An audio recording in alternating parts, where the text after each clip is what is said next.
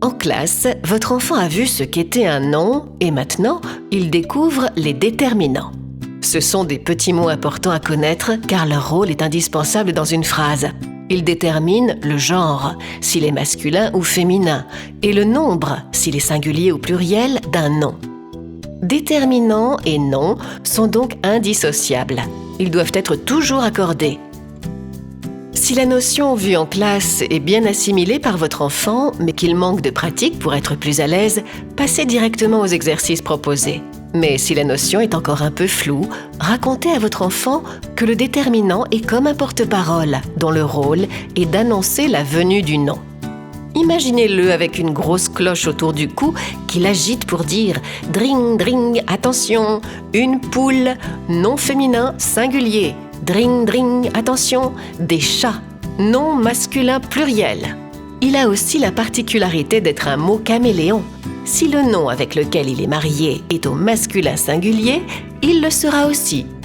Une fois que votre enfant a compris ce qu'est un déterminant, voici quelques petits exercices progressifs qui l'aideront à être plus à l'aise. Dans un premier exercice, faites remarquer à votre enfant qu'il utilise les déterminants au quotidien, sans même y penser. Pour cela, inventez une phrase où vous avez retiré tous les déterminants. Spontanément, votre enfant va vous dire que cette phrase ne sonne pas bien, qu'il manque quelque chose. Mais oui, mais quoi ? Laissez-le corriger la phrase et analysez ensemble. Observez ces nouveaux mots, le, une, et interrogez-vous. À quel endroit sont-ils placés ? Ils sont situés juste devant le nom. Pour que votre enfant comprenne que le déterminant est un mot caméléon, nous vous conseillons les jeux suivants. Inventez une petite phrase simple. À présent, demandez à votre enfant de transformer la phrase en lui disant que les chats sont plusieurs. Qu'est-ce qui change ? Les chats mangent une souris.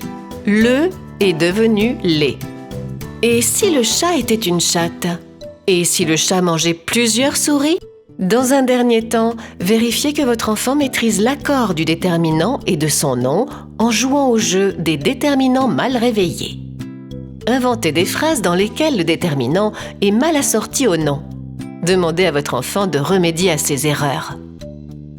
Très vite, votre enfant va apprendre à affiner ses critères d'observation et deviendra de plus en plus performant.